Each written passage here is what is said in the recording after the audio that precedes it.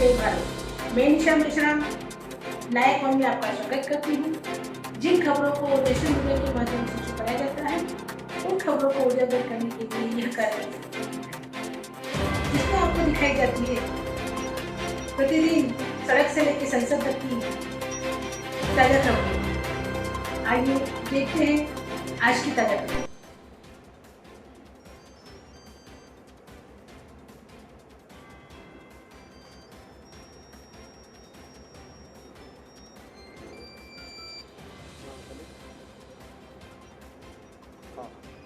Programme चालू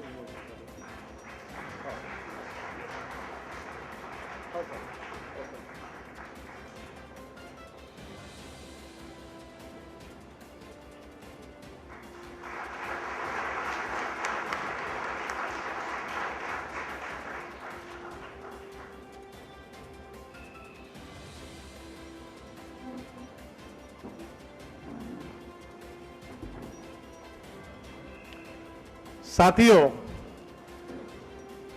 महाराष्ट्र के तीसरे राज्य अधिवेशन के लिए दूर दराज से आए हुए सभी कार्यकर्ताओं को मैं बताऊं कि इस सत्र का समारोह होने जा रहा है। इस सत्र के अध्यक्ष तथा राष्ट्रीय अध्यक्ष माननीय मेश्राम जी,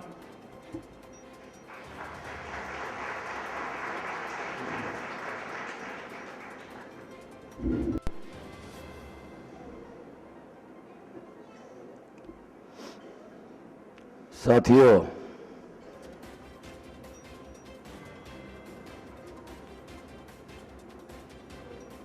राष्ट्रीय मूल निवासी संघ के महाराष्ट्र राज्य अधिवेशन के मौके पर साथियों, सभी जिलों से महाराष्ट्र के आए हुए साथियों का सबसे पहले मैं धन्यवाद ज्ञापन करता हूं।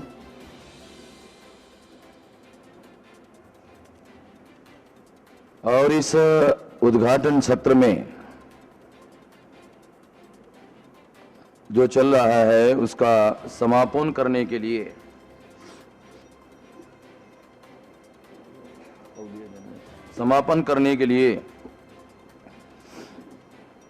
अभी समापन का समय है उद्घाटन सत्र का। इस समापन सत्र में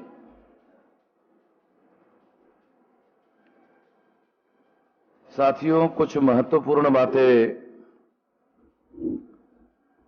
मैं आप लोगों के सामने रखना चाहता हूं।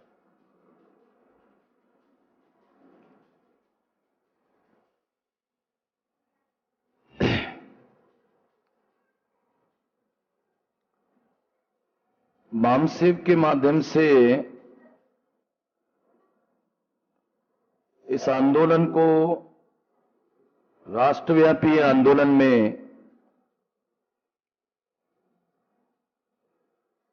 रूपांतरित करने की दिशा में हम लोग प्रयासरत हैं। हम कोशिश कर रहे हैं और 99 से ये जो कोशिश है, ये कोशिश ज्यादा से ज्यादा योजनाबद्ध बनाने की हमने कोशिश की। 99 से हमने इस आंदोलन को ज्यादा योजनाबद्ध तरीके से आंदोलन निर्माण करने की दिशा में प्लान बनाया, कोशिश की।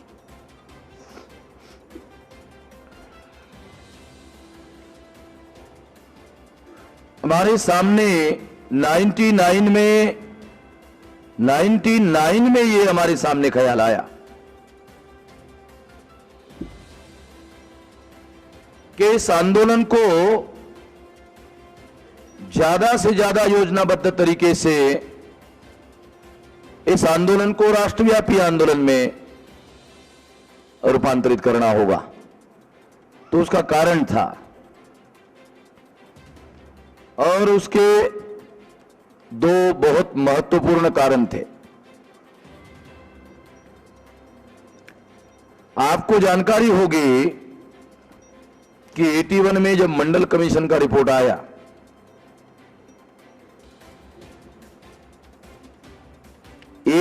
से लेकर 16 नवंबर 92 को सुप्रीम कोर्ट ने मंडल कमीशन पर अपना जजमेंट दिया। तो 11 साल के इस समय में, ये भारत के 11 साल जो है, ये बहुत बड़े उथल पुथल भरे वर्ष है।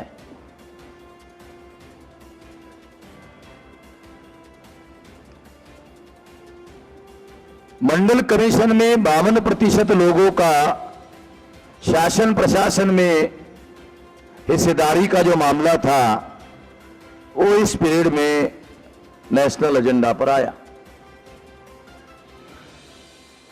पहले तो कांग्रेस ने इसको आने ही नहीं दिया। जवाहरलाल के समय में जवाहरलाल नेहरू ने इसे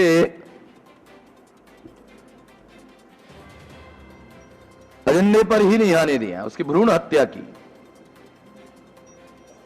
आदमी बड़ा हो जाए, जवान हो जाए, फिर उसकी हत्या कर देना, तो फिर उसको भ्रूण हत्या नहीं कहते। भ्रूण हत्या का मतलब है गर्भ में ही उसकी हत्या कर देना, उसको कहते हैं भ्रूण हत्या। शब्दों के भी सटीक अर्थ होते हैं। बहुत सारे लोगों को नहीं, शब्दों के अर्थ सटीक अर्थ मालूम नहीं होते हैं, इससे भी समस्याएं आती हैं। क्योंकि नेहरू ने बैकवर्ड क्लासेस के मंडल कमीशन का जो मामला, बैकवर्ड क्लासेस के रिप्रेजेंटेशन का मामला जो कालेलकर कमीशन के माध्यम से सामने आया था, उसको उन्होंने पार्लियामेंट के टेबल पर ही नहीं रखने दिया और उसको डस्टबिन में फेंक दिया, तो उसकी भ्रूण हत्या की। और ये काम जवाहरलाल नेहरू ने किया। जवाहरलाल नेहरू गांधी जी के उत्तराधिकारी थे।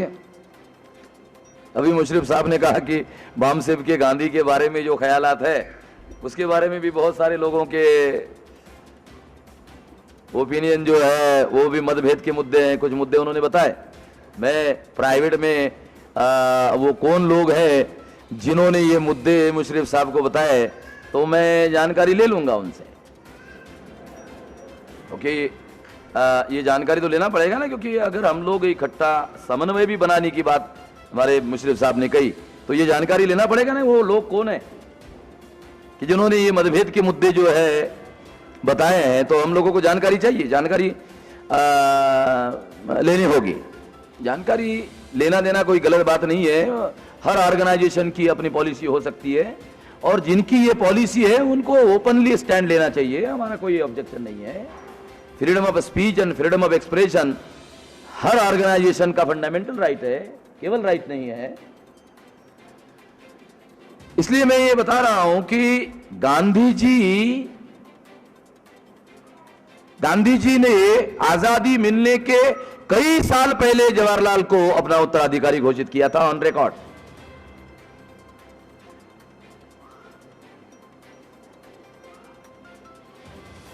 इसका मतलब यह है कि गांधी जी को लगता था कि जवाहरलाल मेरा उत्तराधिकारी है। इसका मतलब मेरी जो सोच है उसको ये आगे ले सकते हैं। उस जवाहरलाल नेहरू ने 52% लोगों की समस्याओं वाला मंडल, उसकी कालेलकर कमीशन, उसकी भ्रूण हत्या की। तो गांधी जी से हम गांधी जी को बरी नहीं कर सकते। गांधी जी इस भ्रूण हत्या में शामिल है, बरी नहीं कर सकते। और एज पर एज कंसर्न, अगर मुझे कोई जज बनाए तो मैं कभी भी गांधी जी को सजा माफ नहीं कर सकता। और मैं एक कोई इमोशन में और भावनाओं में आकर नहीं कह रहा हूं।